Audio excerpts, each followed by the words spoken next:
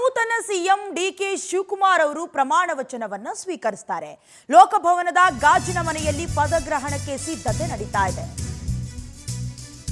ನಾಳೆ ನೂತನ CM DK Shivakumar ಪ್ರಮಾಣ ವಚನವನ್ನ ಸ್ವೀಕರಿಸುತ್ತಾರೆ. ಲೋಕಭವನದ ಗಾಜಿನ ಮನೆಯಲ್ಲಿ ಪದಗ್ರಹಣಕ್ಕೆ ಈಗಾಗಲೇ ಸಿದ್ಧತೆ ನಡೀತಾ ಇದೆ. ಸರಳವಾಗಿ ಪ್ರಮಾಣ ವಚನ ನಡೆಸೋದಕ್ಕೆ ಸಕಲ ತಯಾರಿ ನಡೆಸಲಾಗ್ತಾ ಇದೆ. ಡಿಕೆ ಕಟ್ಔಟ್ ಬ್ಯಾನರ್ ಅನ್ನ ಅಳವಡಿಕೆ ಮಾಡಿ ಬೆಂಬಲಿಗರು ಶುಭಾಶಯವನ್ನ ಕೋರುತ್ತಿದ್ದಾರೆ. ಲೋಕಭವನ ದ್ವಾರದ ಬಳಿ ಬ್ಯಾನರ್ ಹಾಕಿ ಶುಭ ಹಾರೈಕೆಯನ್ನ ಅವರಿಗೆ ವಿಶ್ ಮಾಡ್ತಿರೋದು. ಇನ್ನು ನಾಳೆ ನೂತನ ಸಿಎಂ ಡಿಕೆ ಶಿವಕುಮಾರ್ ಪ್ರಮಾಣ ವಚನ ಕಾರ್ಯಕ್ರಮ ನೆರವೇರುತ್ತೆ. ಈಗಾಗಲೇ ನಿಮಗೆ ಗೊತ್ತಿರೋ ಹಾಗೆ ಬಹಳಷ್ಟು ಗೊಂದಲದ ಮಧ್ಯೆ 3 ವರ್ಷದ ನಂತರದಲ್ಲಿ ಡಿಕೆ ಶಿವಕುಮಾರ್ ಅವರಿಗೆ ಕೊನೆಗೂ ಕೂಡ ಕಂಡಂತ ಕನಸನ್ನ ನನಸು ಮಾಡಿಕೊಳ್ಳುವಂತ ಸುಸಂದರ್ಭ ಬಂದೇ ಬಿಟ್ಟಿದೆ. ಈಗಾಗಲೇ ಆಲ್ರೆಡಿ ಹೇಳಿದ್ದಾಗಿದೆ. ಬಹಳ ವಿಜೃಂಭಣೆಯಿಂದ ಅಥವಾ ಬಹಳ ಸೆಲೆಬ್ರೇಷನ್ ಮೋಡ್ನಿಂದ ಯಾವುದೇ ಪ್ರಮಾಣ ವಚನವನ್ನ ಮಾಡಿಕೊಳ್ಳೋದು ಬೇಡ. ಈ ಕಾರಣಕ್ಕಾಗಿಯೇ ವಿಧಾನಸೌಧದ ಮುಂಭಾಗದ ಮೆಟ್ಟಿಲುಗಳಲ್ಲಿ ನಡಿಬೇಕಾಗಿದ್ದಂತಹ ಪ್ರಮಾಣ ವಚನಕ್ಕೆ ಈಗಾಗಲೇ ತೆರೆ ಬಿದ್ದಿದೆ. ಗಾಜಿನ ಮನೆಗೆ ಶಿಫ್ಟ್ ಆಗಿದೆ. ಕೆಲವೊಂದಷ್ಟು ವಿಚಾರಗಳಿದೆ. ಯಾಕಂತ ಹೇಳಿದ್ರೆ 2 ವರ್ಷಕ್ಕಿರುವಂತಹ ಆಡಳಿತಕ್ಕೆ ಬೇಡ ವಿಜೃಂಭಣೆ ಅನ್ನೋದು ಒಂದು ಕಡೆ, ಮತ್ತೊಂದು ಕಡೆ ಅವರು ನಂಬುವಂತ ಜ್ಯೋತಿಷಿಗಳು ಹೇಳಿರುವಂತ ಕೆಲ ವಿಚಾರಗಳು, ಜೊತೆಗೆ ಈ ಹಿಂದೆ ಆದಂತಹ ವಿಜಯೋತ್ಸವದ ಸಂದರ್ಭದಲ್ಲಿ RCB ವಿಜಯೋತ್ಸವದ ಸಂದರ್ಭದಲ್ಲಾದಂತಹ ಕಾಲ್ತುಳಿತ ಪ್ರಕರಣ, ಮತ್ತೆ ಈ ರೀತಿಯಾಗಿ ಆಗೋದು ಬೇಡ ಅನ್ನೋದು ಕ್ಯಾಲ್ಕುಲೇಷನ್. ನಾಳೆ ರಾಜ್ಯದ ನೂತನ ಮುಖ್ಯಮಂತ್ರಿಯಾಗಿ ಡಿಕೆ ಶಿವಕುಮಾರ್ ಪ್ರಮಾಣ ವಚನವನ್ನ ಸ್ವೀಕರಿಸುತ್ತಾರೆ. ಲೋಕಭವನದ ಗಾಜಿನ ಮನೆಯಲ್ಲಿ ಅಂತಿಮ ಹಂತದ ಸಿದ್ಧತಾ ಕಾರ್ಯ ಆಗ್ತಾ ಇದೆ. 25ನೇ ಮುಖ್ಯಮಂತ್ರಿಯಾಗಿ ಅಧಿಕಾರ ವಹಿಸಿಕೊಳ್ತಾರೆ ಡಿಕೆಶಿ. ನಾಳೆ ಸಂಜೆ 4:05 ಪದಗ್ರಹಣ ಸ್ವೀಕರಿಸುತ್ತಾರೆ ಡಿಕೆ ಶಿವಕುಮಾರ್. ಡಿಕೆ ಶಿವಕುಮಾರ್ ಜೊತೆಗೆ 8 ರಿಂದ 10 ಸಚಿವರ ಪ್ರಮಾಣ ವಚನ ಸ್ವೀಕಾರ ಸಾಧ್ಯತೆ. ರಾಜ್ಯದ ನೂತನ ಮುಖ್ಯಮಂತ್ರಿಯಾಗಿ ಡಿಕೆ ಶಿವಕುಮಾರ್ ಪ್ರಮಾಣ ವಚನವನ್ನ ಸ್ವೀಕರಿಸುತ್ತಾರೆ. ಇದರ ಜೊತೆಗೆ ಬಹಳಷ್ಟು ಕುತೂಹಲ ಮೂಡಿಸ್ತಾ ಇರುವುದು ಡಿಕೆ ಶಿವಕುಮಾರ್ ಅವರ ಜೊತೆಗೆ ಯಾವೆಲ್ಲ ಶಾಸಕರು ಸಚಿವ ಸ್ಥಾನದ ಬಡ್ತಿ ಪಡ್ಕೊಳ್ತಾರೆ. 8 ರಿಂದ 10 ಜನರ ಹೆಸರನ್ನ ಈಗಾಗಲೇ ಸೂಚಿಸಿದ್ದಾಗಿದೆ. ಹೈಕಮಾಂಡ್ ಕೈ ಸೇರಿದೆ ಆ ಪಟ್ಟಿ. ಅದರಲ್ಲಿ ಯಾರ್ಯಾರಿಗೆ ಅದೃಷ್ಟ ಒಲಿಯತ್ತೆ ಅನ್ನೋದು. ಅದರಲ್ಲೂ ಕ್ಷೇತ್ರದಲ್ಲಿ 2 ರಿಂದ 3 ಬಾರಿ ಗೆದ್ದಂತ ಶಾಸಕರಿಗೆ ಮಣೆ ಹಾಕ್ತಾರಾ, ಅಥವಾ ಹಿರಿಯರಿಗೆ ಅನುಭವಸ್ಥರನ್ನ ಗಮನಿಸಿಕೊಂಡು ಹೈಕಮಾಂಡ್ ಸಚಿವ ಸ್ಥಾನವನ್ನ ಕೊಡುತ್ತಾ? ಈಗಾಗಲೇ ಲಾಬಿ ನಡೀತಾ ಇದೆ.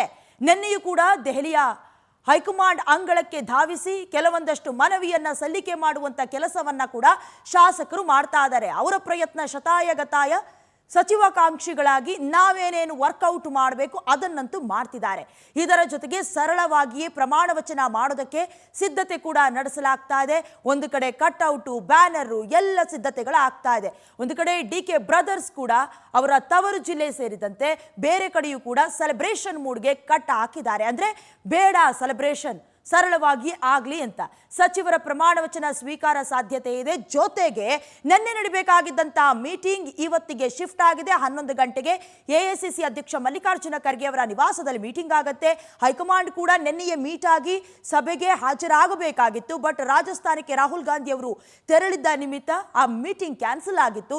ಇವತ್ತು ಯಾವ್ಯಾವ ಶಾಸಕರಿಗೆ ಮಣೆ ಹಾಕ್ತಾರೆ, ಬಹಳ ಪ್ರಮುಖವಾಗಿ ಸಚಿವರು ಅನ್ನೋದಕ್ಕಿಂತ ಹೆಚ್ಚಾಗಿ ಮುಖ್ಯಮಂತ್ರಿ ಹುದ್ದೆ ಅನ್ನೋದಕ್ಕಿಂತ ಹೆಚ್ಚಾಗಿ ಉಪಮುಖ್ಯಮಂತ್ರಿಯಾಗಿ ಯಾರನ್ನ ಆಯ್ಕೆ ಮಾಡ್ತಾರೆ ಅನ್ನುವಂತಹ ಸವಾಲು ಕೂಡ ಮುಂದಿದೆ.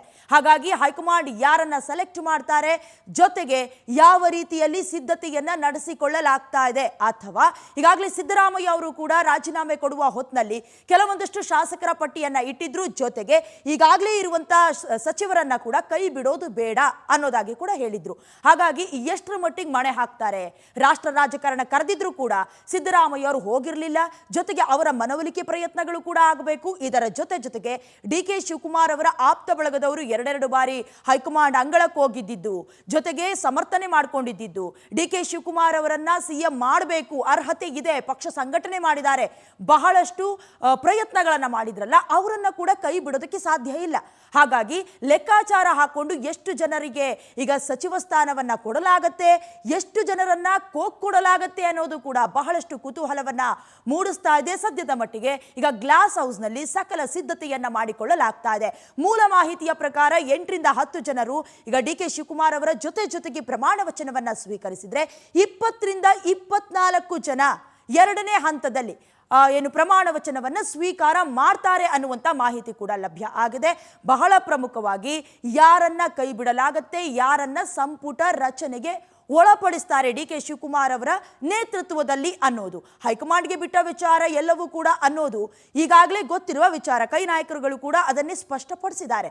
ಬಟ್ ಈಗಾಗಲೇ ಲಾಬಿ ನಡೆಸಿದಂಥ ಶಾಸಕರ ಕೈ ಹಿಡಿಯತ್ತಾ ಹೈಕಮಾಂಡ್ ಅನ್ನೋದು ಒಂದು ಕಡೆ ಪ್ರಶ್ನೆ.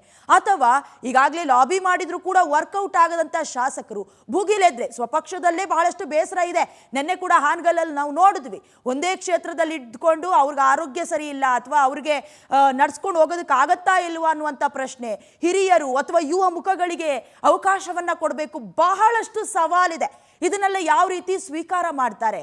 ಈ ಎಲ್ಲ ಬೇಸರಗಳಿಗೆ ಮದ್ದರಿಯುವ ಕೆಲಸವನ್ನ, ಉಪಶಮನ ಮಾಡುವ ಕೆಲಸವನ್ನ ಹೈಕಮಾಂಡ್ ಯಾವ ರೀತಿ ಮಾಡತ್ತೆ ಅನ್ನೋದು ಈಗಾಗಲೇ ಬಹಳಷ್ಟು ಕಂಗೆಟ್ಟಿದೆ. ಇಡೀ ರಾಷ್ಟ್ರ ರಾಜಕಾರಣವನ್ನ ನೋಡೋದಾದ್ರೂ ಕೂಡ ಕಾಂಗ್ರೆಸ್ ಇರೋದು ಕೇವಲ 4 ರಾಜ್ಯದಲ್ಲಿ. ಅದರಲ್ಲೂ ಕೂಡ ನಮ್ಮ ರಾಜ್ಯದಲ್ಲಿ ಅದೃಷ್ಟವಶಾತ್ ಯಾವುದೇ ಬೇಸರ, ಅಸಮಾಧಾನ ಬಹಳ ದೊಡ್ಡ ಮಟ್ಟಿಗೆ ಭುಗಿಲೆದ್ದಿರಲಿಲ್ಲ. ಸಿದ್ದರಾಮಯ್ಯ ಅವರು ಕೂಡ ಈ ಹಿಂದೆ ಮಾಡಿಕೊಂಡಂತ ಒಪ್ಪಂದದ ಅನ್ವಯವೋ ಅಥವಾ 50:50 ಅಧಿಕಾರದ ಸೂತ್ರದ ಹಂಚಿಕೆಗೆ ಸಂಬಂಧಪಟ್ಟ ಹಾಗೆ ಯಾವುದೇ ಗೊಂದಲ ಇಲ್ಲದ ಹಾಗೆ, ಜೊತೆಗೆ ಬೆಣ್ಣೆಯಲ್ಲಿ ಕೂದಲು ತೆಗೆದ ಹಾಗೆ ಎಲ್ಲದಕ್ಕೂ ಒಪ್ಕೊಂಡ್ರು. ಜೊತೆಗೆ ಡಿ ಕೆ ಶಿವಕುಮಾರ್ ಅವರು ಕೂಡ ಮುಂದಿನ ದಿನದಲ್ಲಿ ಅಧಿಕಾರವನ್ನ ಯಾವ ರೀತಿ ನಡೆಸ್ಕೊಂಡು ಹೋಗ್ತಾರೆ ಅದು ಕೂಡ ಸವಾಲು.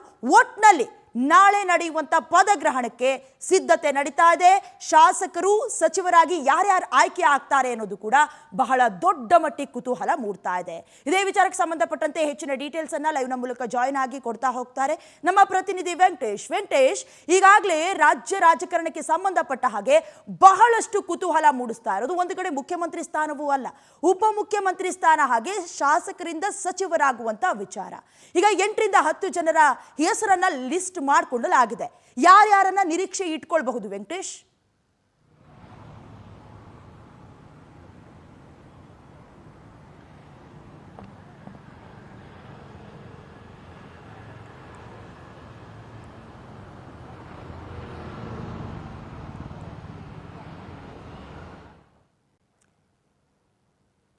ಮತ್ತೆ ಸಂಪರ್ಕಕ್ಕೆ ಪ್ರಯತ್ನ ಮಾಡ್ತೀವಿ. ಈಗಾಗಲೇ ಪದಗ್ರಹಣಕ್ಕೆ ಸಂಬಂಧಪಟ್ಟ ಹಾಗೆ ಸಿದ್ಧತೆ ನಡೀತಾ ಇದೆ, ದೃಶ್ಯದಲ್ಲಿ ಗಮನಿಸ್ತಾ ಇದ್ದೀರಿ. ಈಗಾಗಲೇ ಕೆಲವೊಂದಿಷ್ಟು ಕಂಡೀಷನ್ಸ್ ಇದೆ, ಅಂದ್ರೆ ಬಹಳಷ್ಟು ಬಂದ ಅಭಿಮಾನಿಗಳನ್ನೆಲ್ಲ ತುಂಬಿಸ್ಕೊಳ್ಳೋದು, ಕಾರ್ಯಕರ್ತರನ್ನೆಲ್ಲ ಒಟ್ಟುಗೂಡಿಸ್ಕೊಳ್ಳೋದು ಇರೋದಿಲ್ಲ. ಕೆಲವೊಂದಷ್ಟು ರೂಲ್ಸು, ಕಂಡೀಷನ್ಸ್ ಇರತ್ತೆ. ಇದರ ಮಧ್ಯದಲ್ಲಿ ಬಹಳಷ್ಟು ಕುತೂಹಲ ಕಾರಣವಾಗ್ತಾ ಇರೋದು ಯಾವ್ಯಾವ ಶಾಸಕರನ್ನ ಸಚಿವರನ್ನಾಗಿ ತೆಗೆದುಕೊಳ್ಳಲಾಗತ್ತೆ ಅಥವಾ ಇರುವಂತ ಸಚಿವರನ್ನೇ ಮುಂದುವರಿಸ್ಕೊಂಡು ಹೋಗ್ತಾರಾ? ಇರುವಂತ ಶಾಸಕರಲ್ಲಿ ಭುಗಿಲೇಳುವಂತ ಬೇಸರವನ್ನ, ಅಸಮಾಧಾನವನ್ನ ಸ್ವಪಕ್ಷದಲ್ಲೇ ಇದ್ದುಕೊಂಡು ಡಿ ಕೆ ಶಿವಕುಮಾರ್ ಅವರು ಯಾವ ರೀತಿ ನಿಭಾಯಿಸ್ತಾರೆ ಅನ್ನೋದು. ಸದ್ಯಕ್ಕೆ ಈಗ ಸರಳವಾಗಿ ಡಿ ಕೆ ಶಿವಕುಮಾರ್ ಅವರ ಕಟ್ಔಟು, ಬ್ಯಾನರ್ ಅನ್ನ ಅಳವಡಿಕೆ ಮಾಡ್ಕೊಳ್ಳೋದ್ರ ಮೂಲಕ ಗ್ಲಾಸ್ ಹೌಸ್ನಲ್ಲಿ ಸಿದ್ಧತೆಗಳು ನಡೀತಾ ಇದೆ. ಪದಗ್ರಹಣಕ್ಕೆ ಹೈಕಮಾಂಡ್ ಅನ್ನ ಆಹ್ವಾನ ಕೂಡ ಕೊಟ್ಟಿದ್ದಾಗಿದೆ. ರಾಹುಲ್ ಗಾಂಧಿ ಅವರು ನೆನ್ನೆಯೇ ಸಭೆ ನಡೆಸಬೇಕಾಗಿತ್ತು, ಆಗಿರಲಿಲ್ಲ. ಬಟ್ ನಾಳೆ ಹೈಕಮಾಂಡ್ ಬರುತ್ತಾ? ಯಾಕಂದ್ರೆ ಬಿಹಾರ ಎಲೆಕ್ಷನ್, ಪಶ್ಚಿಮ ಬಂಗಾಳ ಎಲೆಕ್ಷನ್ ಜೊತೆಗೆ ನಮ್ಮ ರಾಜ್ಯದಲ್ಲಾದಂಥ 2 ಉಪಚುನಾವಣೆಯ ನಂತರದಲ್ಲಿ ಹೈಕಮಾಂಡ್ ಬಂದಿದ್ದು ಕೇವಲ ನಾಯಕತ್ವದ ವಿಚಾರಕ್ಕೆ ಸಂಬಂಧಪಟ್ಟ ಹಾಗೆ ಯಾವುದೇ ಡಿಸ್ಕಷನ್ಗೆ ಬಂದಿಲ್ಲ. ಅಂದ್ರೆ ಸುರ್ಜೇವಾಲಾ ಅವರನ್ನ, ವೇಣುಗೋಪಾಲ್ ಅವರನ್ನ ಹೊರತುಪಡಿಸಿ ಹೇಳ್ತಾ ಇರೋದು. ರಾಹುಲ್ ಗಾಂಧಿ ಅವರು ಬರ್ತಾರೆ ಅನ್ನುವಂಥ ಎಕ್ಸ್ಪೆಕ್ಟೇಷನ್ಸ್ ಇತ್ತು, ಇಲ್ಲ. ಬಟ್ ಈಗಾದ್ರೂ ಬರ್ತಾರಾ? ಈ ಎಲ್ಲಾ ಬೇಸರಗಳಿಗೂ ಮದ್ದರಿಯುವ ಕೆಲಸ ಮಾಡ್ತಾರಾ? ಇದು ಪ್ರಶ್ನೆ.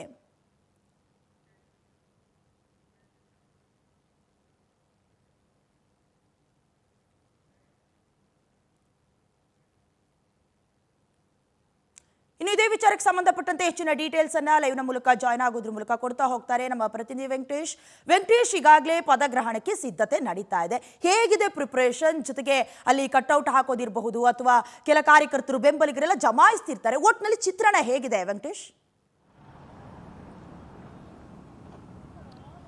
ಡೈನಾ, ನಾಳೆ ರಾಜ್ಯದ ನೂತನ ಸಿಎಂ ಆಗಿ ಡಿ ಕೆ ಶಿವಕುಮಾರ್ ಅವರು ಪದಗ್ರಹಣವನ್ನ ಸ್ವೀಕರಿಸ್ತಾ ಇದ್ದಾರೆ. ಆ ಹಿನ್ನೆಲೆಯಲ್ಲಿ ರಾಜ್ಯದ ಮೂಲೆಗಳಿಂದ ಕೂಡ ಕಾಂಗ್ರೆಸ್ ಪಕ್ಷದ ಕಾರ್ಯಕರ್ತರು ಸೇರಿದಂತೆ ಡಿ ಕೆ ಶಿವಕುಮಾರ್ ಅವರ ಅಭಿಮಾನಿಗಳು ಕೂಡ ಹೆಚ್ಚಿನ ಸಂಖ್ಯೆಯಲ್ಲಿ ಆಗಮಿಸ್ತಾ ಇದ್ದಾರೆ. ಆದರೆ ಅವರ ಪದಗ್ರಹಣ ಕಾರ್ಯಕ್ರಮಕ್ಕೆ ಈಗ ನಿಗದಿಯಾಗಿರುವಂತಹ ಸ್ಥಳ ರಾಜಭವನದ ಗ್ಲಾಸ್ ಹೌಸ್ ಅಂತ ಹೇಳಿ, ಆದರೆ ವಿಧಾನಸೌಧದ ಮುಂಭಾಗದಲ್ಲೂ ಕೂಡ ಫ್ಲೆಕ್ಸ್ ಮತ್ತು ಬ್ಯಾನರ್ಗಳನ್ನು ಅಳವಡಿಸುವುದರ ಮೂಲಕವಾಗಿ ಕಾಂಗ್ರೆಸ್ ಪಕ್ಷದ ಒಂದು ನಾಯಕರ ಒಂದು ಕಟೌಟ್ಗಳನ್ನು ಕೂಡ ನಿರ್ಮಾಣ ಮಾಡುವಂತಹ, ನಿಲ್ಲಿಸುವಂತಹ ಕೆಲಸಗಳು ಕೂಡ ಕಳೆದ 3 ದಿನಗಳಿಂದ ಕೂಡ ಆಗ್ತಾ ಇದೆ. ವಿಧಾನಸೌಧದ ಮುಂಭಾಗದಲ್ಲಿ ಸುಮಾರು 600 ಅಡಿಗಳಷ್ಟು ಉದ್ದದ ಹಾಗೂ 25 ಅಡಿಗಳಷ್ಟು ಎತ್ತರದ ಒಂದು ಕಟೌಟ್ಗಳನ್ನು ನಿರ್ಮಿಸೋದಕ್ಕೂ ಕೂಡ ಕಳೆದ 3 ದಿನಗಳಿಂದ ಕೂಡ ಸಿದ್ಧತೆಯನ್ನ ಮಾಡ್ಕೊಂಡಿದ್ದಾರೆ. ತಮಿಳುನಾಡು ಮೂಲದ ಕಡಲೂರು ಜಿಲ್ಲೆಯಲ್ಲಿರುವಂತಹ ಕಾರ್ಮಿಕರು ಈ ಒಂದು ಕೆಲಸವನ್ನ ಮಾಡ್ತಾ ಇರುವಂತಹದ್ದು. ಈಗಾಗಲೇ ಬಹುತೇಕ ಎಲ್ಲ ಕಟೌಟ್ಗಳನ್ನು ಕೂಡ ನಿರ್ಮಾಣ ಮಾಡಿ ಫ್ಲೆಕ್ಸ್ಗಳನ್ನು ಕೂಡ ಅಂಟಿಸಿರುವಂತಹದ್ದು. ಆ ಒಂದು ಫ್ಲೆಕ್ಸ್ಗಳನ್ನ ನಿಲ್ಲಿಸೋದಕ್ಕೋಸ್ಕರ ಒಂದು ಮರಗಳನ್ನು ಕೂಡ ನಿರ್ಮಾಣ ಮಾಡಿದ್ದಾರೆ. ಈಗ ಅದಾದ ಬಳಿಕ ಇವತ್ತು ಸಂಜೆ ಒಳಗಡೆ ಈ ಕಾರ್ಯಕ್ರಮ ಅಂದ್ರೆ ಫ್ಲೆಕ್ಸ್ಗಳನ್ನು ಹಾಕುವಂತಹ ಬಹುತೇಕ ಎಲ್ಲ ಕೆಲಸಗಳು ಕೂಡ ಕಂಪ್ಲೀಟ್ ಆಗುತ್ತೆ. ಸೊ ನಾಳೆ ಈ ಕಾರ್ಯಕ್ರಮ ಇರೋ ಹಿನ್ನೆಲೆಯಲ್ಲಿ ಸೊ ಈ ಎಲ್ಲ ಕೆಲಸಗಳು ಕೂಡ ಮಾಡ್ತಾ ಇದ್ದಾರೆ 3 ದಿನಗಳಿಂದ ಅಂತ. ಇಲ್ಲಿ ಮುಂಭಾಗದಲ್ಲಿ ಸಾಮಾನ್ಯವಾಗಿ ಡಿ.ಕೆ. ಶಿವಕುಮಾರ್, ಸಿದ್ದರಾಮಯ್ಯ, ಪ್ರಿಯಾಂಕಾ ಗಾಂಧಿ ಸೇರಿದಂತೆ ಮಲ್ಲಿಕಾರ್ಜುನ್ ಖರ್ಗೆ ಅವರ ಕಟೌಟ್ಗಳನ್ನ ಇಲ್ಲಿ ವಿಧಾನಸೌಧದ ಮುಂಭಾಗದಲ್ಲಿ ನಿಲ್ಲಿಸೋದಕ್ಕೆ ಕೂಡ ಸಿದ್ಧತೆಯನ್ನ ಆಗಿದೆ. ಎಲ್ಲವೂ ಕೂಡ ಬಹುತೇಕ ಕಂಪ್ಲೀಟ್ ಆಗಿರುವಂತಹದ್ದು.